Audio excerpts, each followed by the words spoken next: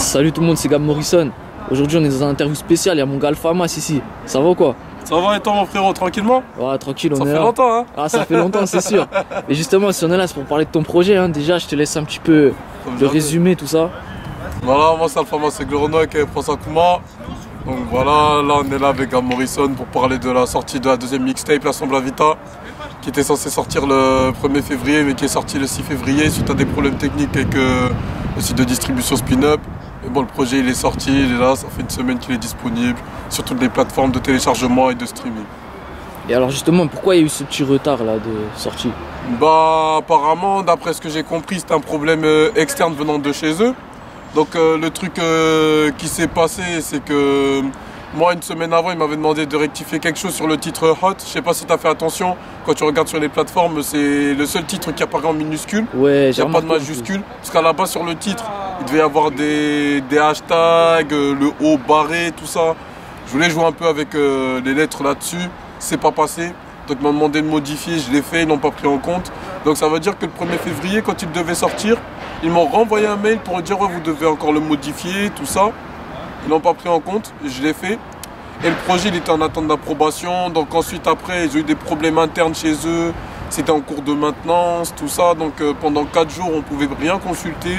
On ne pouvait pas voir comment le projet... On ne pouvait pas voir le suivi, s'il allait bel et bien sortir ou quoi que ce soit. Donc après, ils ont communiqué par mail directement. On a sorti la semaine dernière, le 6 février. Voilà. Et alors déjà, pourquoi le nom, La Sombra Vita? La Sombra Vita, pourquoi? Parce que... Comment dire? Donc pour moi, ça c'est un peu le deuxième épisode d'Aspiration Noire. Sur Aspiration Noire, tu vois, tu rentres un peu dans l'univers, mais La Sombra Vita, pourquoi? Parce que dans le projet, je parle un peu des périodes assez bressantes que j'ai pu traverser. Parce que quand j'ai fait ce projet, il y avait beaucoup de moments où j'étais contrarié, sur les nerfs, des choses comme ça. Donc c'était pour refléter un peu chaque humeur que j'avais sur la plupart des morceaux. Il y a des morceaux, je vois, j'étais brossant, des sons où j'étais un peu triste, assez calme, des choses comme ça. Donc c'était surtout pour refléter le chaud et le froid un peu de ce qu'il y avait de mon côté démoniaque, tu vois. Alors du coup, tu as commencé par Cœur Noir. Touche à ma mère, mon squatteur et usage d'une arme. Négro, j'ai le cœur qui saigne, c'est les larmes de mon âme. Le son il s'appelle Cœur Noir, le premier de la mixtape. Et vas-y, il est un peu sombre et tout. Qu'est-ce qui t'a mis à l'idée de commencer le projet par celui-là? Alors à la base des bases, je te cache pas que l'intro du projet à la base, ça devait être Salle du Temps, le tout dernier son du projet. Mais après, quand j'étais encore en train de construire la tracklist du projet, j'ai écouté Cœur Noir. Et avec l'introduction où tu me vois parler avec la voix normale et ensuite à l'apparition de l'autotune qui commence à arriver, avec le couplet, le refrain et tout, je me suis dit qu'en fait ça peut bien passer en introduction parce que tu vois que je parle, tu vois, et je pose une sorte de question, tu vois, qui pourrait arriver direct à l'oreille des auditeurs pour qu'ils accrochent direct le projet, tu vois. Donc c'était plus une technique qu'autre chose et je trouvais que ça rentrait bien pour une introduction, tu vois. Et alors ouais, il y a eu un son qui s'appelle La Fusion que tu as clippé justement et c'est avec Maradara. Je te tire une balle, tu n'as plus de cœur. Mon gang va te faire voir le code de leur cœur. Maradara déterminé comme never. Et à la base, c'est pas un rappeur lui. Ouais, alors, non, comment c'est ça pas un fait rappeur. le feat? Ça, tout le monde le sait, à la base des bases, Maradé, c'est mon backer. Donc c'est le genre de mec, il est tout le temps là sur la scène, tout ça. La gestu, tout ça. La fusion, comment ça s'est fait? Ça remonte à juillet 2017. J'étais à l'éco studio à Pama, j'étais en train de répéter, tout ça. Et lui, t'as vu, comme les salles de répète, tu vois, tellement qu'on bouge et tout, on a chaud. Donc lui, il est parti prendre l'air, tu vois. Il est parti prendre l'air, mais il a pris l'air pendant trop longtemps, en fait. C'est tu vois, 10 minutes, un truc comme ça, tu reviens. Mais là, pendant 30 minutes, je répète tout seul. Je me dis, wesh, il est où? Donc, je commence à regarder, jette un coup d'œil. Je regarde par la régie, je vois, il y a l'ingénieur et tout ça, il est en train de manipuler l'ordinateur. Et je vois, lui, il est derrière le micro. Donc moi, je comprends pas. Je me dis, wesh. Du coup, moi, je rentre. Genre, il a commencé à poser un couplet, tout ça. Donc moi, ça m'a chauffé direct. Ça m'a chauffé. Je dis à l'ingénieur, vas-y, rebalance-moi derrière son couplet, je vais balancer un truc, tac, tac, tu vois. Donc moi, j'avais balancé mon couplet. Ça s'est fait comme ça. Après, t'as vu, tu connais, on a mis quelques snaps et tout. Et on a vu, il y avait là les retours et tout. Les gens, ils avaient bien aimé et tout.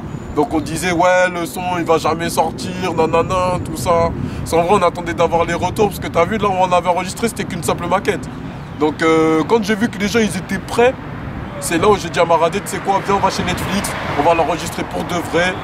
Et voilà, si on doit le clipper, on va le clipper et ça sortira comme jamais, ça sera sur le projet, et voilà. Parce que c'était l'un des sons les plus attendus, tu vois. Donc on a fait ça comme jamais, on l'a clippé. Et voilà, ça a fait son bruit, hein. Il y a un bon délire, tout ça, tu vois, il a fait le taf. Tout ça, les gens du quartier, ils ont fait le taf aussi. Et voilà, ça fait toujours plaisir, tu vois.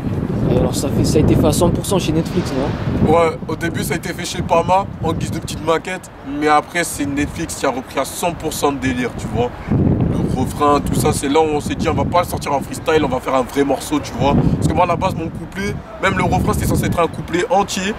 J'ai pris un 4 mesures, je l'ai mis sur le refrain, et tout ça comme ça on l'a structuré en mode morceau, tu vois. Voilà. Et alors il y a un son qui s'appelle Nina, et vas-y raconte quelque chose sur ce son, je te laisse un peu expliquer. Elle parle par intérêt car le négro est connu. Pour des loups boutins, elle est prête à se mettre toute nue. Le genre de meuf qui aimerait faire le tour du monde, Nina, c'était un son que j'avais écrit en 2016, donc à la période où je préparais Inspiration Noire. Mais comment dire, c'est pas que je l'avais laissé tomber, mais moi comme je suis archi productif, c'est que le truc j'y avais jamais repensé auparavant. J'avais jamais repensé, donc j'avais déjà sorti Inspiration Noire le 24 décembre 2016. Donc à la base des bases, il devait figurer dessus, mais tu vois, tellement que j'écrivais, j'avais zappé.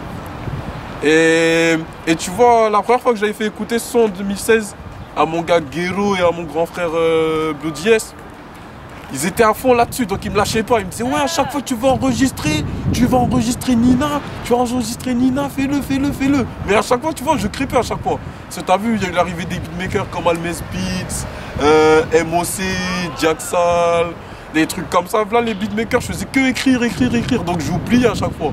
À chaque fois, j'oubliais. Mais t'as vu, sur ce morceau, genre, je racontais l'histoire d'une meuf, tu vois. Une meuf que les gars, ils ont grave flashé sur elle parce qu'elle est fraîche et tout ça de A à Z et tout. Mais t'as vu, en cas, la meuf, c'est une michto, tu vois. La meuf, elle a ses vices et tout, mais les gens, ils ont succombé à son charme et tout. Donc j'essayais de raconter une histoire un peu là-dessus, tu vois. Et ouais, alors il y a un son, il s'appelle Cette Villa. J'ai arrêté l'école, pourtant j'ai obtenu mon bac. Charbonner à l'usine ne c'est pas pour moi. Faire une licence en BTS j'y pense même pas. Maman j'ai des projets, ne t'inquiète pas pour moi. Et alors ce titre-là il a déjà été fait par Mafia Spartiate avec Kobalade et tout. Je sais pas si t'as déjà pu voir du coup. Ouais, si, le son j'ai déjà écouté, t'as vu. Après le son, pareil, j'avais déjà écrit, puis Cette Villa écrit comme ça, j'avais déjà cette idée en tête depuis. Je sais pas si tu te rappelles à l'époque de Futur de Booba. Il avait fait un son, le son avec Maître Gims, longueur d'avance. À la base, le son il s'appelait Cette Villa et c'était un autre chanteur qui était dessus. Et comme le son il avait fuité, il l'a retiré, il a mis Maître Gims et tout. Mais à la base des bases, son son il devait s'appeler Cette Villa et tout. Donc moi j'avais bien aimé cette thématique, comment c'était écrit. Le chiffre 7, Villa. Je trouvais ça avait un bon design, tu vois. Donc après, t'as vu quand t'écoutes, ça n'a rien à voir parce que E7, je crois, ils font référence au BAT 7 chez eux, tu vois. 7, ouais. Moi, Cette Villa, moi, je parle de ma vie à moi, tu vois, parce que t'as vu quand je m'interviewais la première fois, j'étais encore au lycée, je préparais mon bac pro, tout ça. Donc là, maintenant, tu vois, j'ai arrêté les cours, je suis investi à fond sur la musique, tout ça. Donc, je montre qu'en fait, je changeais de vie. Parce que t'as vu, à la base, comme j'étais en cours et tout, j'avais pas forcément le temps de bien faire mes projets comme il faut et tout. Ça demandait du temps. Avec le bac et tout ça qui arrivait et tout, se concentrer sur plusieurs choses à la fois, c'était galère. Mais là, maintenant, tu vois, quand tu écoutes le son, que je suis vraiment déter pour changer de vie. Histoire de quitter les tours, tu vois. Parce que, vas-y, depuis la naissance, on est là et ça y est, on a serré un peu de cet environnement. Faut qu'on taille au bout d'un moment, tu vois. Ouais, c'est sûr. Et puis après, plus loin, il y a Chikara comme son. Je suis posé dans ma chambre, je me branche sur Insta. Tout est noir, je défends ma ville d'actualité. La vision est noire. Et là c'est un style un peu ambiançant et tout. Ouais. Déjà est-ce que tu vas refaire des sons? Puis ça veut dire quoi Chikara en fait? Non, alors Chikara ça veut dire énergie en japonais, donc clin d'œil à mon frère Bloody S gang dans la maison. Parce que c'est lui qui sort cette connerie. Parce que lui, tu vois, auparavant il aimait bien faire des snaps, des stories où il débattait sur le corps des meufs et tout. Des meufs bonnes et tout ça, gros bzès, grosses fesses et tout. Et il employait tout le temps ce mot, Chikara, tu vois. Et je sais pas, moi t'as vu, idée du son, comment il m'est venu? C'est que t'as vu, moi, à l'époque, sur Instagram, au tout début, moi, j'étais le genre de mec, je m'abonnais trop grosses fesses et tout. Les mecs qui faisaient du sport, des squats et tout. Moi, j'étais trop un mec comme ça. Donc, du coup, à chaque fois sur mon fil d'actualité, j'ai que des gros tarpés et tout. Donc, et quand à ce moment-là, Almes et Jackson, ils m'ont envoyé la prod, je suis en train d'écouter et en même temps, j'étais sur Insta, je me suis dit, wesh.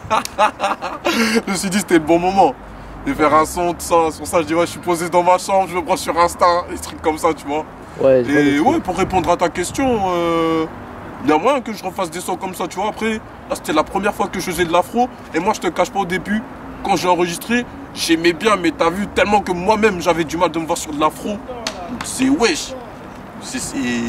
C'est bizarre un peu, mais ça passe bien. Arrête, quand tous mes potos et tout, ils ont écouté, ils m'ont dit, mais ça tue. Ça tue. Même là, quand je vois c'est dans les sons les plus écoutés d'inspiration de la Sombravita, pardon. Ça, d'un côté, ça me choque pas, parce que t'as vu, faut s'adapter un peu aux choses du moment aussi, tu vois. Donc j'essaye de m'adapter, mais en restant dans mon univers à moi, tu vois. J'essaie pas de trop faire de la variété et tout, parce que ça me parle pas tant que ça, après, tu vois. Mais ouais, il y a d'autres sons afro que j'ai coffrés et tout, qu'on va enregistrer, tout ça, et ça va arriver. Ça va arriver fort. Il y a un feat avec Zermo qui est de Toulouse. Comment ça s'est fait la connexion avec lui? Zermo NTZ, force à lui. Alors comment elle s'est fait de la connexion? Elle s'est faite via mon manager Moussa. Donc ça remonte à l'année dernière. Enfin, avant que Moussa intervienne, j'ai été contacté par Chulo de MOC, anciennement en thérapie musique, tu vois. Donc il m'avait contacté pour me dire ouais, il y a des gars de chez moi, ils sont intéressés pour un éventuel feat avec toi et tout, est-ce que t'es chaud? Et il m'avait déjà parlé d'eux en 2016 déjà, mais t'as vu, j'étais pas trop branché sur les feats et tout ça. Donc il m'a recontacté en 2018. Donc moi j'étais déter. Donc après, Moussa il a organisé ça. Je suis descendu à Toulouse avec mon frère Boudies et mon gars Youz, qui est présent sur cette villa dans le projet, force à lui aussi. Et voilà, hein, c'était capté un soir autour d'une terrasse et tout pour parler des featuring et tout, comment ça allait se passer, tout ça. Moi j'aurais montré les sons. Et voilà, ça a accroché. Donc le lendemain matin, on est allé en studio. Donc moi déjà, on a enregistré 2 sons.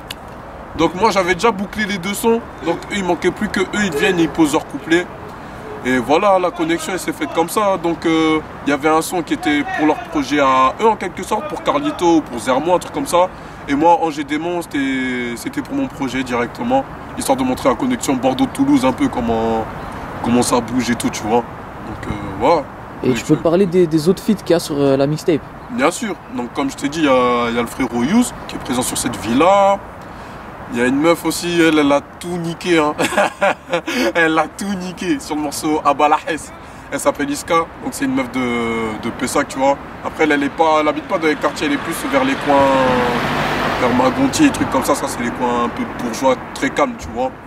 Donc elle, c'est, comment dire, c'est une artiste sans être une artiste. Elle kiffe la musique, tu vois, mais elle écrit un peu, elle peut rapper comme elle peut chanter, tu vois.